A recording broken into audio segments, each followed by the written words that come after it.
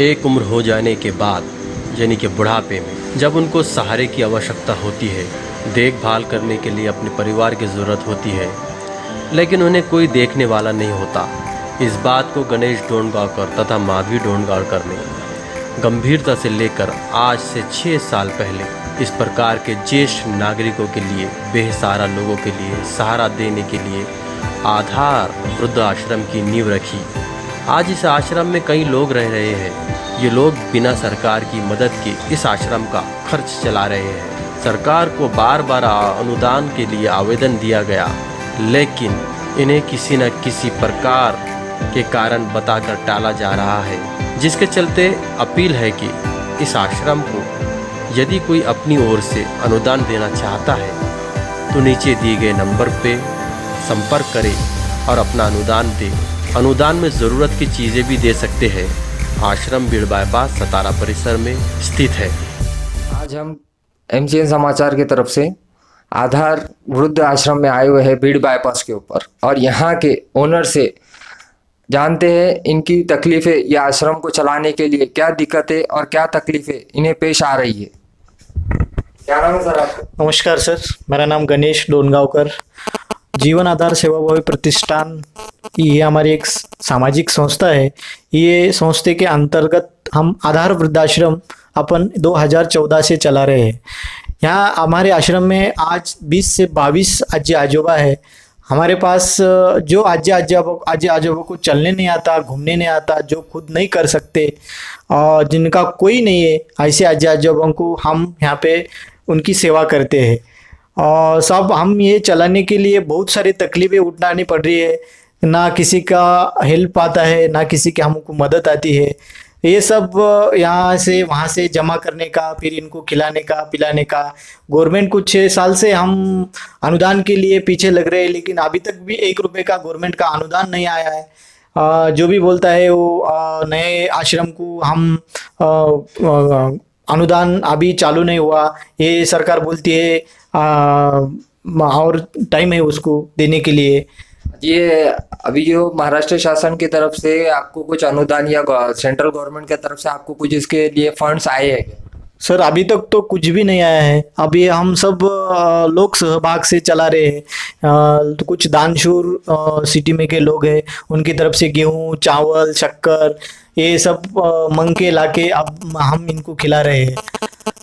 अच्छा, और दूसरा सा आपका ये बात करना है आपसे कि यहाँ पे जो वृद्ध लोग है तो इनके लिए कौन कौन से लोग आपके सिटी के अंदर कौन कौन से लोग हेल्प करते हैं? सर अभी कुछ सामाजिक संस्थाएं हैं, वो संस्था के लोग हमें उनका जो ग्रुप के कुछ बर्थडे, किसी का पुण्यतिथि या किसी का कुछ फंक्शन वगैरह रहा तो उनकी उस दिन का खाना वो आश्रम में लाके देते हैं।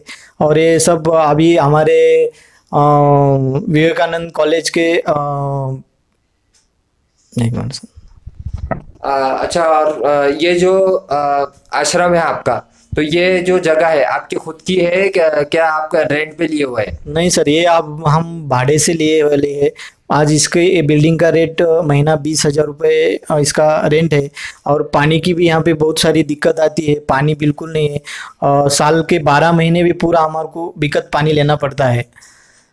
और लाइट का भी बहुत सारा प्रॉब्लम्स है। अभी 5 महीने जो कोरोना के वजह से किसी की विजिट नहीं हुई आश्रम के पास, और तो 4-5 महीने से पूरा लाइट बिल आज 57 से 58 हज़ार रुपये लाइट बिल का ड्यू है। अभी बहुत सारे दिक्कत है, लेकिन कुछ लोग सहभाग की तरफ से अभी चल रहा है हल्लू हल्लू। गवर्नमेंट से हमारी एक विनती है कि हमारी तरफ कुछ ना कुछ सहयोग करे। अच्छा, अभी जो महानगर पालिका की तरफ से यहाँ पानी पुरवठा नहीं है, तो आपने कभी महानगर पालिका के लोगों के लिए या कोई ऑफिसर से जाके इस ताल्लुक से बात की है कभी? हाँ सर, बात की है, लेकिन वो बोलते हैं कि वो सातारा परिसर में और महानगर पालिका का पानी नहीं आया, वो सब उधर जब आएगा तब हम तुमको देंगे पानी। अच्छा, और आपका जो लाइट बिल जो बाकी है, तो आपने एमएससीबी के कुछ मेन ऑफिसर या सीनियर ऑफिसर से इसके लिए बात की है जाके कि ये वृद्ध आश्रम है, इसके लिए कुछ बिल माफ करना चाहिए या छोड़ देना चाहिए?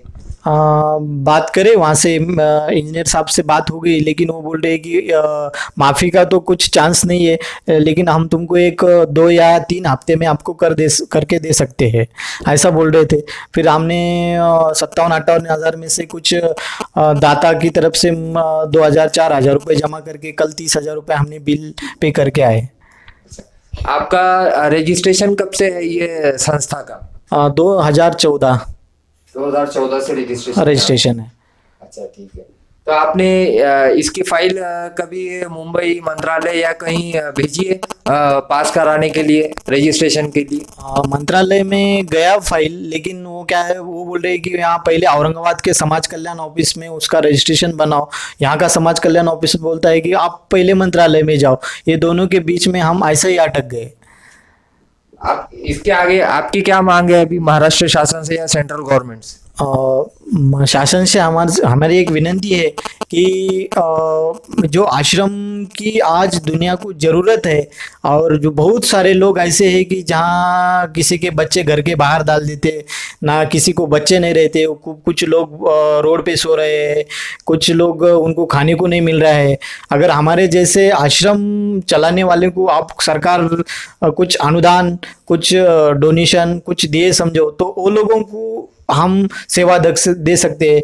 बहुत सारे आश्रम हैं जहाँ आश्रम में जो चलते फिरते उनको ही एडमिशन मिलता है। जो किसी को चलने नहीं आता, घूमने नहीं आता, जो खुद नहीं कर सकते, जो दूसरे के ऊपर अवलंबन है, उसका कौन करना। इसलिए मैं ये सोच के फिर हमारी टीम ने ऐसा आश्रम चलाने का एक ये रखा था। और गवर्नमेंट से निवेदन है हमारा एक ये कि इस लोगों को काम करने के जैसे जैसे आश्रम है उन लोगों को थोड़ा मदद करना। आपके साथ टीम कितनी है आपके आश्रम के अंदर?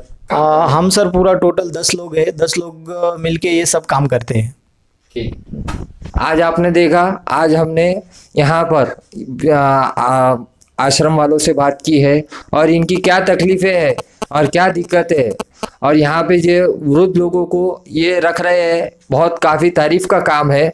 और बस आज के लिए इतना ही। आप देखते रहिए MCN समाचार, खान राफे मोहम्मद, कैमरेमैन आमिर अली के साथ। मेरा नाम है सुरेश जोशी।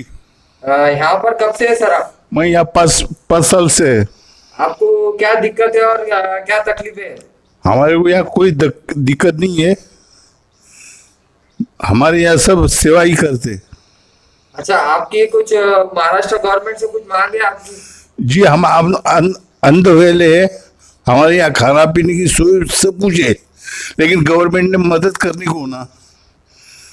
और कुछ आप महाराष्ट्र गवर्नमेंट को आप कुछ संदेश देना चाहते हैं आपकी तरफ से? हम यही कहना चाहते हैं कि हम गरीब लोग, हमारे वो पालन पोषण करते हैं, बोला क्या, तो सरकार ने उनको मदद तो करने को ना। अच्छा, ठीक। क्या नाम है जी आपका? प्रभा मोड़े फुलंबरीकर। कब से आप इधर? अच्छा, 3 साल हो गए मेरे को। 3 साल हो। तो इधर क्या बोलते हैं, आपकी कुछ महाराष्ट्र शासन को आप कुछ कहना चाहेंगे आपकी तरफ? हो चाहते हैं ना, हमारे को उन्होंने मदद करना चाहिए। महाराष्ट्र शासन ने मदद करना चाहिए। वो गवर्नमेंट की मदद करनी चाहिए। किस तरीके की मदद करनी चाहिए? उधर कहीं है ही नहीं ना, और अनुदान वगैरह कुछ नहीं ना उसको। वो सर चलाते हैं ना, तो उन्होंने मदद करना। सर तो चलाते हैं, लेकिन आपको गवर्नमेंट की तरफ से क्या मदद की उम्मीद है? आप वो बोल सकते हैं कुछ? सब है हमारे को। गवर्नमेंट ने जो दिया तो वो अच्छा जाए। नहीं, सरकार कुछ देना चाहती है क्या आपको? सरकार की तरफ से अभी तक कुछ मिला है क्या आपको? नहीं मिला है। महाराष्ट्र गवर्नमेंट की तरफ से कुछ मदद मिलती है क्या? नहीं, यहाँ नहीं मिलती है, कुछ नहीं मिलती है। गवर्नमेंट के लोग आके आपसे यहाँ मदद करते हैं क्या आप लोग? नहीं, करते नहीं कुछ भी। कुछ भी नहीं।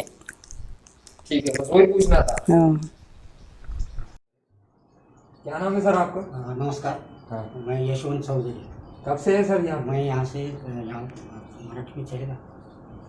मी इथं जवळजवळ 3 वर्ष होत आहे। मी अनाथ आहे। अपंगत्व येणार होतं, पण मी ज्यावेळेस इथं आलो त्यावेळेस सरांनी माझं सगळं व्यवस्थित केलं। गणेश डोंगावकर सर म्हणून आहे, त्यांनी माझं सगळं व्यवस्थित केलं। मला असं वाटतं यांची सेवा बघून गव्हर्नमेंटनी काही ना काहीतरी यांच्याबद्दल अनुदान देऊन यांना कृतकृत्य करावं। त्याचं कारण असं आहे, सकाळी उठल्यापासून ते संध्याकाळपर्यंत 24 तास राबणारी माणसं मी आयुष्यात माझ्या बघितली पहिल्यांदा. जेव्हा जेव्हा ते काम करतात त्यावेळेस आपलंसं म्हणून करतात, आपला परिवार आहे असं समजूनच करतात ते.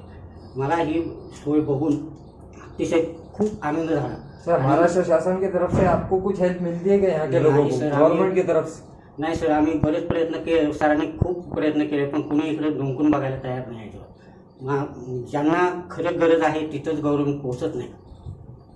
मला तरी असं वाटतं की इथं येऊन गव्हर्नमेंटनी स्वतः यावं, बघावं आणि मग त्यांनी ठरवावं यांना अनुदान द्यावं का नाही. ते स्वतः जेव्हा येतील, असं बोलणं वेगळं आणि स्वतः जेव्हा पाहतील डोळ्यांनी त्यावेळेस त्यांना नक्की कळेल की इथं पहिल्यांदा अनुदान द्यावं. आपकी क्या मांग है महाराष्ट्र गवर्नमेंट से? माझी एवढंच विनंती आहे की त्यांनी इथं येऊन बघावं सगळं आणि त्यांनी आम्हाला अनुदान देण्याचा लवकरात लवकर प्रयत्न करावा. आत्ता सध्या आम्ही लोकसहभागातून सगळं चालवतो आहे. या लोकसहभागातून कधी मिळतं कधी नाही मिळत, तर ते स्वतःचं पदरचं आपलं स्वतःचं घालून ते सगळं करतात. ठीक आहे. नमस्कार.